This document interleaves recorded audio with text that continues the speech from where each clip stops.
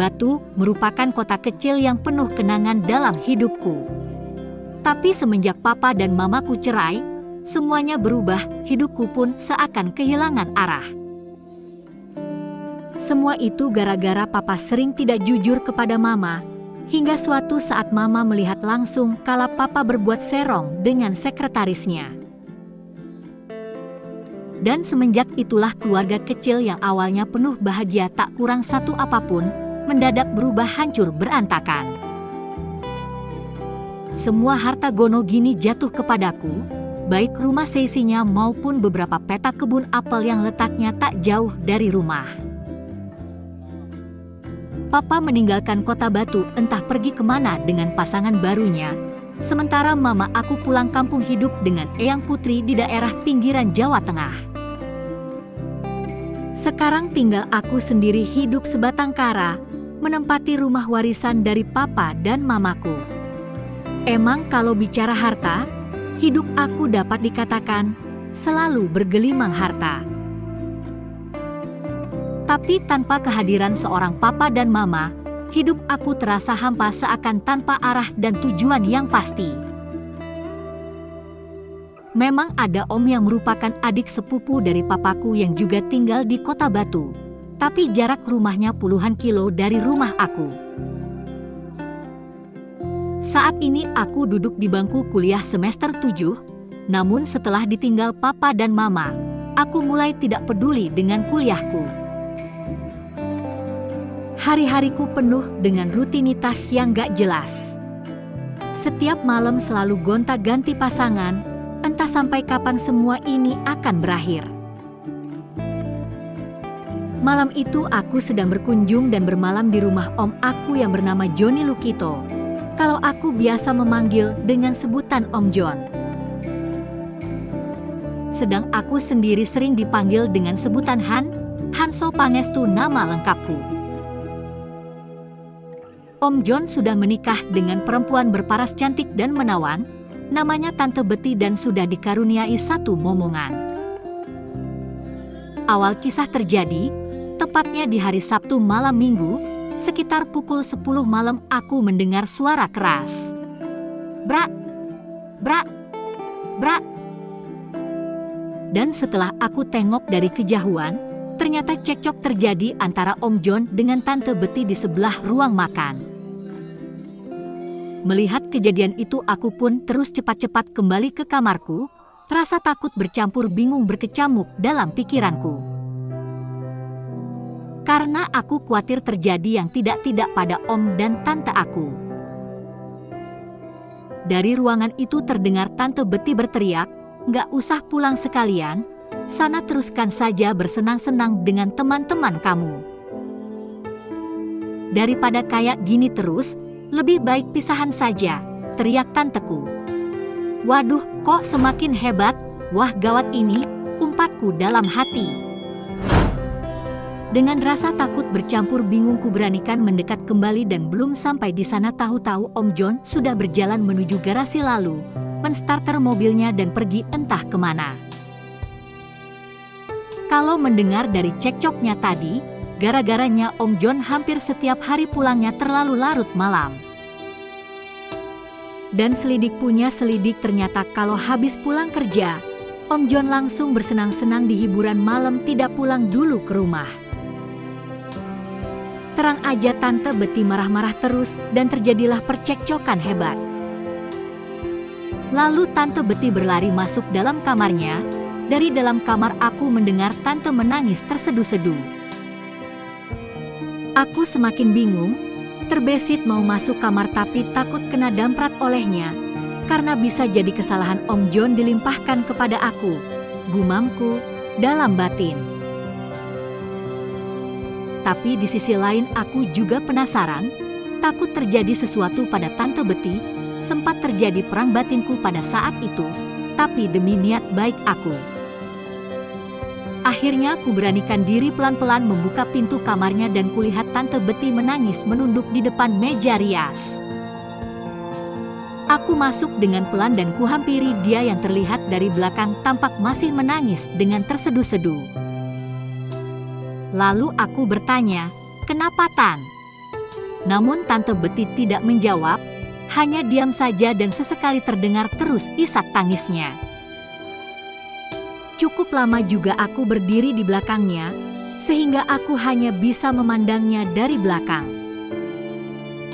Dan ternyata dia hanya mengenakan baju daster yang mengingatkan aku pada sebuah pemandangan yang penuh dengan pesona alam. Tak lama tiba-tiba Tante Betty berkata, "Han, om kamu kayaknya udah nggak sayang lagi sama Tante. Buktinya sekarang dia sudah pergi keluar lagi dan ninggalin Tante di rumah. Apa mungkin Tante ini udah nggak cakep lagi?" keluh Tante Betty. "Ah, siapa bilang, Tan? Itu hanya perasaan Tante saja," jawabku sekenanya. Untung pada saat itu si kecil Tante lagi menginap di rumah eyangnya yang berjarak sekitar 8 kiloan dari rumah Tante. Lalu pada saat itu Tante Betty mengeluh, dia berbalik menatapku, aku kaget setengah mati, karena di malam itu dia tampak lain jika dibanding dengan hari-hari lainnya. Selain menawan, anggun mempesona juga, belum baju daster yang semrawaang, tapi linangan air mata Tante tetap bercucuran membasahi pipi. Aku terdiam sebentar, lalu aku langsung mendekat, "Enggak kok, Tan. Tante masih cantik banget dan Om John itu hanya pergi keluar sama teman-temannya saja. Jadi Tante nggak usah khawatir," jawabku bermaksud menenangkan hati Tante Betty. "Iya, tapi teman-temannya itu pada gak bener semua, mereka pasti seneng-seneng di luaran sana," sanggah Tante Betty. Aku jadi bingung menjawabnya, secara refleks aku berpegang sambil berkata, "Tenang aja Tan, Om gak bakalan macem-macem kok," sambil pikiranku melalang buana kemana-mana. "Tapi Tante dengar, Om kamu itu punya simpenan ulfa namanya. Kemarin aku pergoki pas lagi teleponan," lanjut Tante. Sontak aku menjawab, "Masa Om tega kayak gitu Tan? Wah lumayan, ini bisa semakin lama nenangin Tante, siapa tahu ada peluang." Dan tanpa kusadari tiba-tiba tangan kananku sudah menempel pada sesuatu Tante. Namun di sisi yang lain aku berkesimpulan, mungkin Tante sudah lama tidak diperlakukan kayak gini, dihibur dan ditenangin hatinya saat lagi galau. Tapi yang kudapati justru berbanding terbalik. Sambil berdiri dari duduknya Tante menepis, "Han, kamu ini apa-apaan dari tadi belain Om kamu terus. Cepat pergi keluar sana." Dengan nada serak-serak Tante menyuruhku meninggalkannya. Cukup kaget juga aku mendengar itu dan dengan perasaan sedikit malu aku pun berdiri dan meninggalkannya. Sambil berjalan keluar aku berpikir, wah ternyata Tante judes dan jual mahal juga. Tapi dibalik itu dia mempesona dan tidak ingin aku menyia-nyiakan peluang ini. Lalu aku duduk di ruang tamu sambil menenangkan pikiranku. Berselang sekitar 15 menit, tiba-tiba turun hujan lebat dengan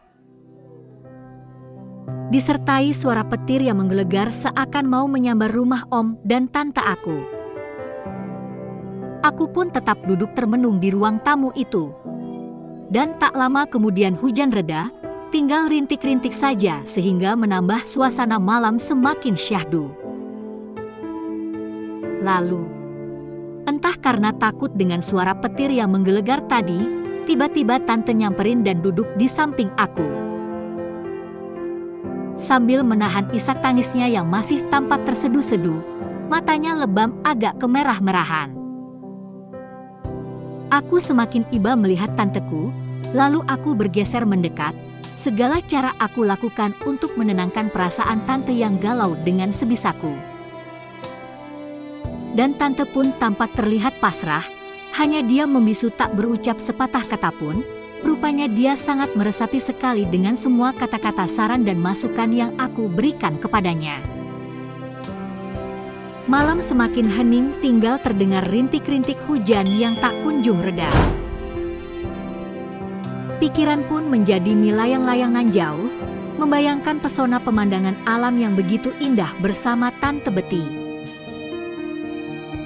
Dengan sikap pasrahnya tiba-tiba tante berkata, "Han, selama om kamu belum pulang kamu terus di sini saja ya." "Tenang saja Tan, ada aku di sini yang selalu setia menjaga tante dan sampai kapanpun juga siap memberikan apa saja yang tante minta," jawabku bermaksud menenangkan sambil aku nerocos terus sambil mengeluarkan jurus-jurus aku agar amarah tante segera reda dan dapat berubah jadi manja. "Ah, kamu ini bisa saja," sahut tante sambil mencubit manja, dan aku pun mulai lega dengan agak teratapan. "Beneran Tan, pokoknya apapun yang tante minta malam nih, pasti Han kasih, swear that." Mendengar jawabku yang seperti itu tante diam sejenak, lalu, "Kalau aku minta yang itu, apa kamu berani kasih?" ujarnya. Rupanya tante sudah mulai siuman dari rasa galaunya. Tiba-tiba teruat hak duar. Suara petir yang sangat dahsyat kembali datang di malam itu. Mendengar suara petir tersebut, entah sengaja atau tidak, tiba-tiba dia lari menubruk dan aku pun tidak tinggal diam. Perjuangan demi perjuangan aku lakukan, semuanya demi ketenangan hati tante. Tak lama akhirnya terjadilah malam yang panjang dengan penuh rasa. Teriring suara rintik-rintik hujan yang tak kunjung juga mau reda. Semak belukar yang tampak terawat terus diterjang, tak kenal lelah, bahkan dua bukit kembar pun tak luput dari pendakian. Sungguh di luar dugaan akhirnya aku dapat menenangkan hati tante, dia menjadi lega. Emang sih ini bukan kali pertamaku, tapi ternyata dia lebih hebat dan lebih kieng dengan perlakuan Om John yang seperti itu. Tante tampak lebih berpengalaman, aku benar-benar salut padanya. Malam berganti pagi, aku pun bergegas bangun dan terus mandi. Setelah mandi aku santap sarapan pagi yang sudah disiapkan oleh tanteku. Tak lama kemudian tante menyusul ikutan sarapan pagi bersamaku. Dan ternyata sampai selesai sarapan pun Om John belum juga ada tanda-tanda pulang rumah. Tapi Tante Betty rupanya sudah cuek dan tidak mau pusing dengan hal itu. Giat kerja bareng merawat taman kembali dilakukan. Aku benar-benar bangga pada Tante Betty, selain peduli dia ternyata juga cepat tanggap. Dan sejak saat itulah tanteku sudah tidak peduli lagi dengan Om John, bahwa dia mau pulang atau tidak. Karena kalau Om lagi keluar malam, Tante selalu menghubungi aku via WA agar aku segera ke rumah untuk menjaganya. Dan kebiasaanku menjaga rumah Tante ketika ditinggal keluar Om John terus berlanjut hingga sampai sekarang.